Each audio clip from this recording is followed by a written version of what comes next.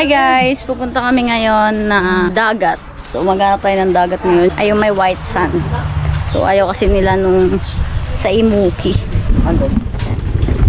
Bakit ka magdala? Kapunta? Bago mo na doon. Mike, sa'yo ito Mike, di ba Mike?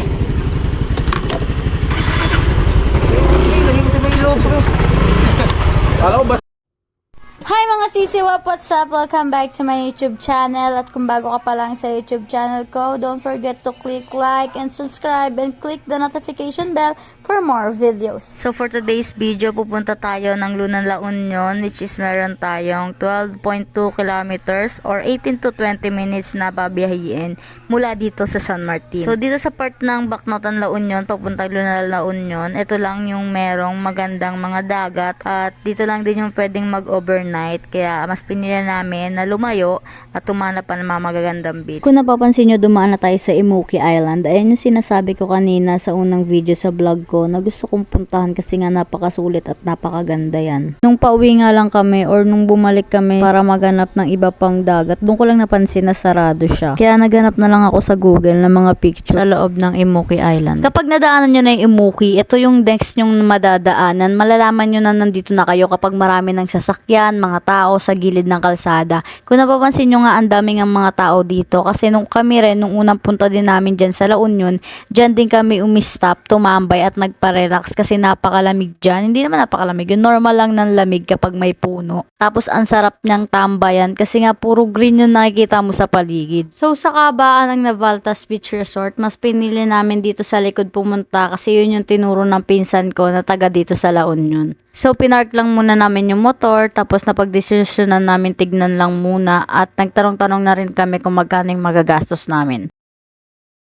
So titingin muna kami ng dagat. Okay na lang tayo.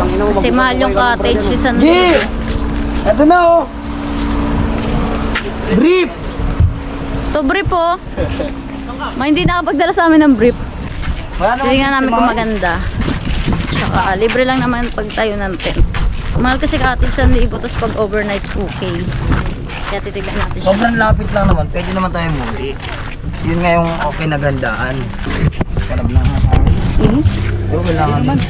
Ha? Kaso ang init ang lapag. Sige, tignan lang muna natin. Ayaw nito. Sige tayo. Mas okay talaga may cottage. Kako may init din. Okay na lang tayo? Kasi hindi dagat doon. Hindi ba dagat doon? Dagat siya sa harap, di ba? Tapos meron looban na parang bundok. Ay, parang bato-bato. Hindi nakasara. Nakasara. Masara yun? Bakit? Oh, wala rin pala. Wala rin. Wala pa kayong cottage? Hindi kami magka-cottage. Ay, mag-overnight lang kayo? Oo. Patay. May tent kayo. Pero hindi kayo magka-cottage. Wala kayong pwestuhan pag gano'n. Bibigyan ko kayo ng pwesto kung gusto nyo. Magtitent kayo. Pero saan kayo? Wala kayong CR. Wala rin kayo pag gano'n. Para may pwestuhan lang kayo. Nabayaran tayo ni Kuya. Ano daw? Ay, with cottage. With cottage na yun para may pwestuhan kayo doon. Kasi Kaso walang CR. Meron na. Pero ay kung may CR kayo, magdadalawang 1,000 kayo. Kaya nga 1,000 kasi dito kayo mag-CR. Pwede lang. Hanap pa kami ng iba. Kasi maaga pa naman. Tapos hanap namin yung mag-overnight talaga kami. Balik na muna kami sa parking para makapag-desisyon. Nakita mo na yung mga brief. Uwis na ako? G! Nakita mo na yung mga brief? So update kami mamaya kung ano yung desisyon. Ako Superman ha? 20. Bebenta rin sila dito yung mga napag-iwa. Joke lang po. Joke lang. Hi mga sisiwap, so ay napagdesisyon na naming bumalik at maghanap pa ng iba pang resort na pwedeng pagliguan na papayagan kami mag-tent. Disclaimer pala guys, hindi kami umaangal dun sa presyo, kami ay namamahalan kasi meron kaming dalang tent at ang sabi nila ay no cottage, no ligo. Ganon yung mga patakaran dito sa mga may-ari ng dagat. Kami wala kaming palag dahil mga turista kami or mga baksyonista kami kaya susundin namin kung ano yung rules na meron sila. Kaya lang, hindi ganun kalaki halaga yung mga baon namin pera. Kaya mas pinababaan pa namin to o mas tinawaran pa namin to sa murang halaga. Tinry namin balikan si kuya na unang nag-alok sa amin, kaya lang nung pagbalik namin ay hindi na namin siya nakita, kaya nag-proceed na lang kami dun sa medyo harapan pang dagat at titignan namin kung maganda rin. Pero kapag no choice kami, pabalik na lang kami dito sa Navaltas Beach Resort, pero tatawaran na lang namin siya ng 500 since hanggang hapon na lang kami at napag-usapan na pagtapos na lang yan, paggabi na is doon kami tatambay sa mismong dagat na malapit sa amin. Dumaan nga ulit tayo dito sa napakaraming turista na tumatambay din sa mga puno at mas lalo silang dumami at yung mga nakita nyo kanina nandito pa rin sila ngayon, di pa rin sila umaalis. Yes, tama kayo nang nakikita, bumalik ulit kami dito. Di magulo ang utak neto, utak neto, lalo na to. Ayan o, baka kalog yan. Yung mga nag-ambag na 100 para matulog. Mga lasing kasi. Nauna nang mag-inom kaysa maligo. Bisa niligo nila, di nawala yung tama nila. Pipicture natin sila. Sige, dali mo na yan, boss. Hindi ka lang dito, boss. Sabi. Bumalik na kami dito kasi napag-isip-isipan namin. Hanggang hapon lang kami. So, binigyan kami ng 500 na cottage. Ayan o. Pero hanggang hapon lang, siguro 5 or 6. Pero okay na rin yun. Kasi ang plano, kapag umabot ng gabi, lilipat na lang kami dun sa may dagat na malapit sa bahay na tinutuluyan namin. Ay, grabe yun ah. Paano, boss? Boss? Paano, boss? Ulitin mo nga, boss. Nga, bakit ang tao ka nga? Eh, uy, grabe. Exhibition yan ah. Pag ganun.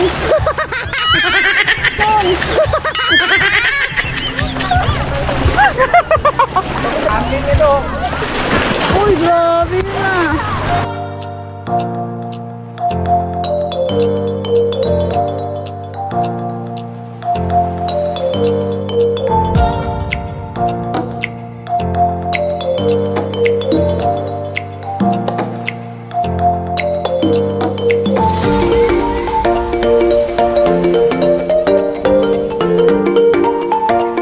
Flashback.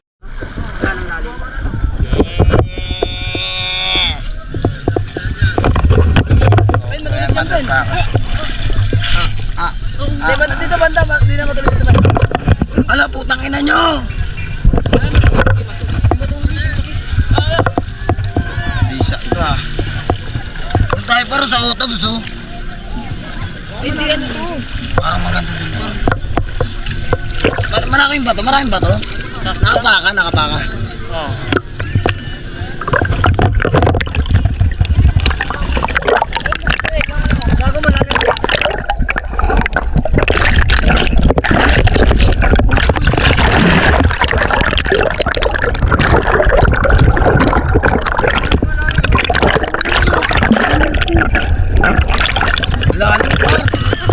Lumubog ako bigla. Lumubog ako dyan oh. End of flashback. Papansin nyo nakaganto ako kasi ang init sobra dito. Eh ayoko naman magsombrelo kasi masakit sa ulo. Kaya ito mas okay. Mas komportable. Mga pala yung cottage namin. Mandaan. Ipapakita ko sa inyo yung mga tanawin. Ayan. Walang entrance dito. Sadyang cottage lang talaga yung babayaran mo. So, lumipas yung maghapon na wala akong mapakita sa inyong vlogs na naligo kami kasi sobra na kaming nag-enjoy sa part na to. Kaya, ito yung mga sumunod na nangyari na naging enjoy na lang din yung lahat at naglaro.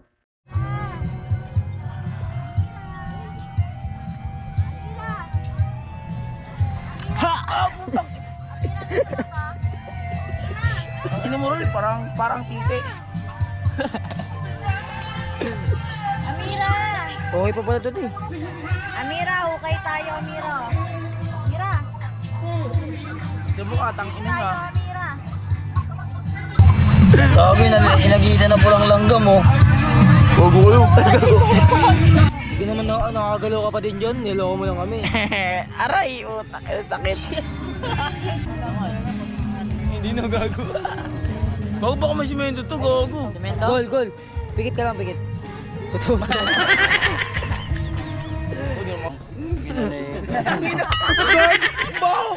Ang baho, gago kayo. Oo, baho ba? Baho par. Tara. Tara, mas maganda doon, hindi na dito. Magkataon natin magpakagad. Dito tayo. Dito tayo, dun oh. Bahong gising ka gul ah. Tara, doon na nga tayo. Yan, nakukuha niya na eh. Mag-isa ka na lang dito. Okay, tras. Tras pa, yan. Tinamad na ako magpalit ng ibe-betting shot kagabi. Tinamad na ako, kaya ayoko na. Malaw. Ako na ganito na lang. Tama, dira mo.